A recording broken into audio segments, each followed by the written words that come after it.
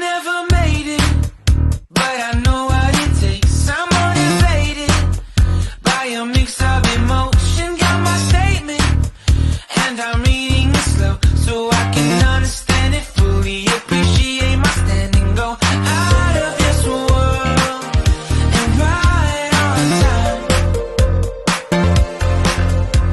Oh, never in my life have I seen the sky light up like this. I'm far away from Earth and I wanna know if you exist. Mission control, do you read me? Send me my coordinates lately. Mission control, am I drifting? Tie me to someone who will love me, yeah. Wait, I think I'll last a bit longer. Find another. Welcome everyone. Welcome everyone. Welcome everyone to another Ref Brandon and the Todd Family YouTube video. Wherever you are, whatever you may be doing, thank you so much for making Ref Brandon and the Todd Family a part of your day. We always greatly appreciate it. Before we get into today's video and what we're going to talk about, let me first say thank you to this week's sponsor, Arden's Burger and Grill in Central South Carolina. Make sure to tell Donnie and Angie that the fanboys sent you. Make sure to try the double dipped wings or the famous macaroni and cheese chili dog. That's Arden's Burger and Grill, located in Central South Carolina in the Walmart parking lot beside Dollar Tree. Call ahead at 864-639-5368 or check them out online at ardensburgerandgrill.com. I want to start out today's video by saying congratulations to our last two college football national champions for the 2022 college football season. On Sunday afternoon, South Dakota State defeated North Dakota State by the score of 45-21. The Jackrabbits win their first ever FCS national championship. And I'm going to tell you, they've got a quarterback named Mark Gronowski, and I can remember that name pretty easily because a few years back, Toledo had a quarterback named Gradkowski. Now you've got a quarterback named Gronowski. But he's kind of like Tim Tebow. When Tebow was at Florida, he's not going to put up a lot of impressive stats passing-wise. With the offense they run, he's generally only going to have 200 passing yards a game. But he's gritty. He has that, we're going to win this game, we're not going to lose attitude. So it wouldn't surprise me at all if South Dakota State won one more national title while he was there, because he's only a sophomore. And that game Sunday was a lot closer than the game last night, which I hate that because I actually recorded Raw to watch the FBS National Championship game thinking it was going to be close. It was not, and I thought with the offense TCU has, they would be able to score enough points to keep it close for a while. They did not. The final score really does not matter because the game was never close. I think with about 12 minutes to go, second quarter, it was 24-7 Georgia, and I said, this game's over with, because every time Georgia got the ball, they were scoring. TCU on defense had no answers for Georgia's offense. I feel bad for Stetson Bennett because even being a two-time defending champion quarterback, there are still Georgia fans all across America that just cannot stand him. And I don't understand it. I don't get it. I was on the message boards last night after the game, and I'm reading all this different stuff the fans are saying. And of course, some of them are bragging about, winning the game.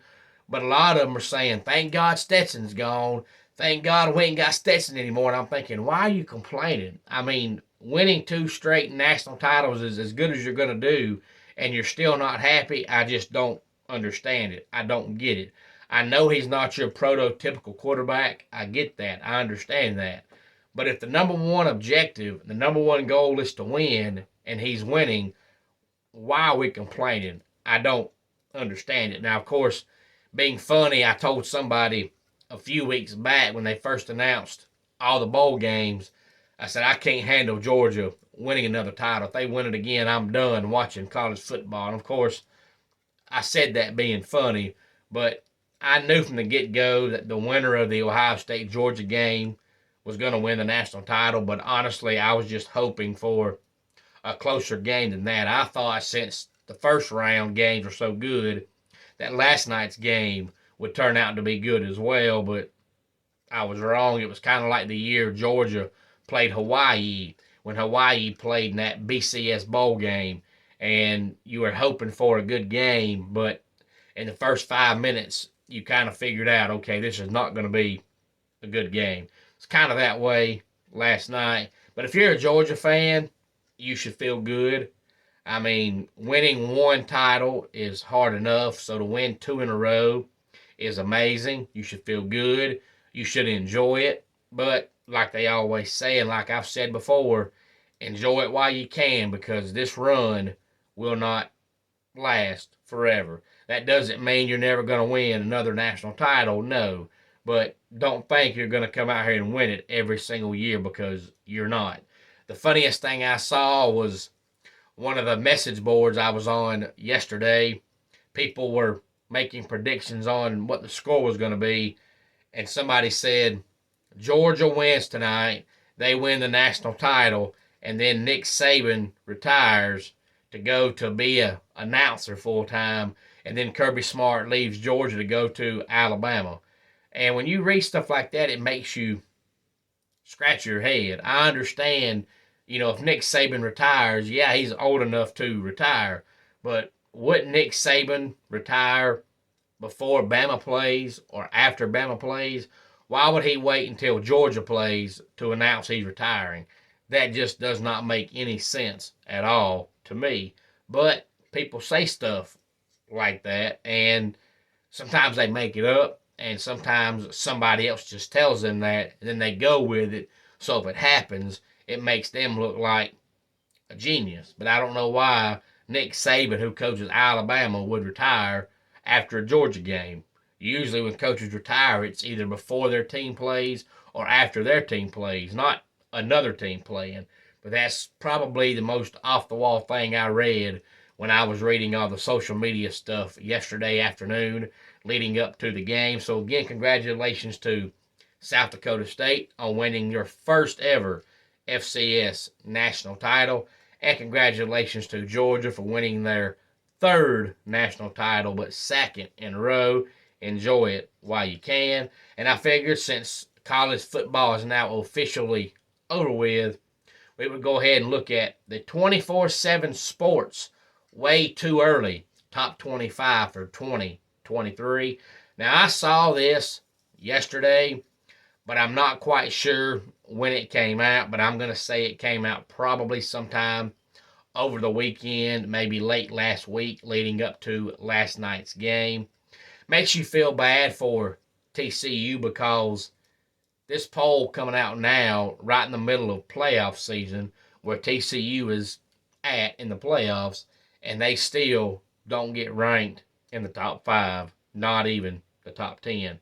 But of course, they have Georgia as the way too early number 1 team, Alabama number 2, Michigan number 3, Ohio State and Penn State round out the top 5.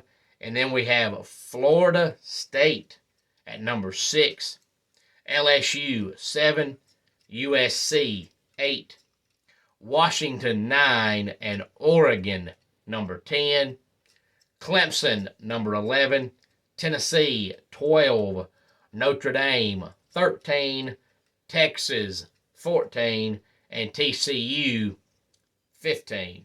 So after making the playoffs and advancing to the national championship game, they still only get to be number 15 in the 24/7 way too early poll for next year. Utah 16, Kansas State 17, Oregon State 18, UCLA 19, and Texas Tech number 20. And 21 through 25 is South Carolina, Texas A&M, Oklahoma, Ole Miss, and Tulane. Now, of course, you look at this now because after last night's game, this year's over with. It's finished. So all we can do now is look forward to the 2023 season. And of course, coming up in February is National Signing Day. It's always the first Wednesday in February, so it's less than a month away. And then right after that happens, depending on what players end up going where, this will change some. But then, of course, usually by June is when you start getting all the early polls. But putting a poll out for next year before this past year ends, I would say is extremely, extremely early.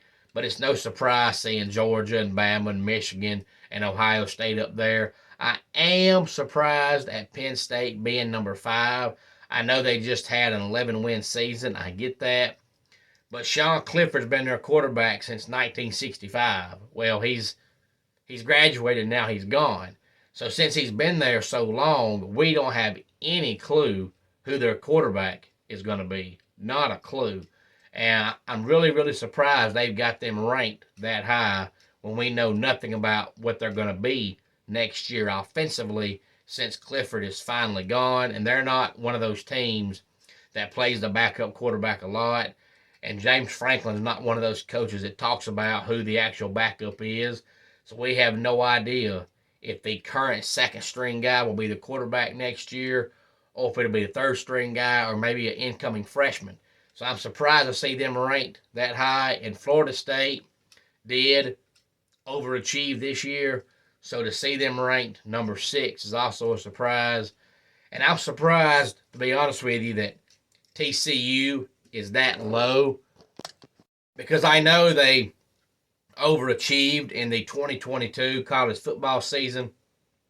But you would think if you overachieved this year and made it all the way to the championship game, you would get some kind of love and credit heading into next season. Because remember, going into the 22 season, Max Duggan was not their quarterback.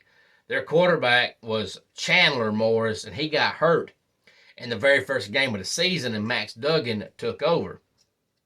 So if you can take your backup quarterback and go all the way to the national championship game, you would think that would give you some kind of love, some kind of credit, but it didn't. And seeing Texas Tech number 20 is really surprising as well. I know the poll means nothing, but Joey McGuire did a really good job in his first year as the head coach there, but you were a 7-win team. So to say a 7-win team is going to be worthy of being in the top 20 next year is really, really surprising. And Oklahoma being 23rd is an absolute joke. I know it happened because it's Oklahoma, but I mean, they were 6-6 this year, and they were lucky to be 6-6. So nothing on that team screams, hey, we're going to be good next year. To me, they need to be able to prove it because this past season, they were awful. Any thoughts on any of this? Please feel free to let me know. Again, congratulations to South Dakota State and congratulations to Georgia. And both fan bases should be extremely happy the next at least 2 days. Maybe by Thursday you start, coming back down to earth. But at least for the next 2 days, for 48 hours, you should be really, really happy. And that's why I was surprised to get on all the Georgia message boards last night and see all the fans complaining about how happy they are that Stetson Bennett's gone. I know that you really don't read message boards and think you're going to see level-headed fans. Message boards are the Paul Feinbaum of fan bases. You get the really, really happy people and the really, really negative people. There's no in-betweeners, but you would think after winning back-to-back national titles, all you would see would be the happy fans. Because if you can complain when you're winning national championships, you've got some major, major issues. Let's go ahead and get our dad joke of the day in here. A kid has a bad allergic reaction and causes his face to break out. Mom says, let's take him to the hospital. Dad says, let's not make any rash decisions. And that wraps it up for today's Ref Brandon and the Todd Family YouTube video. Until next time, it's Ref Brandon saying, just like in pro wrestling, life can be over by the count of 3. Tell your friends and family how much you love them. Bye.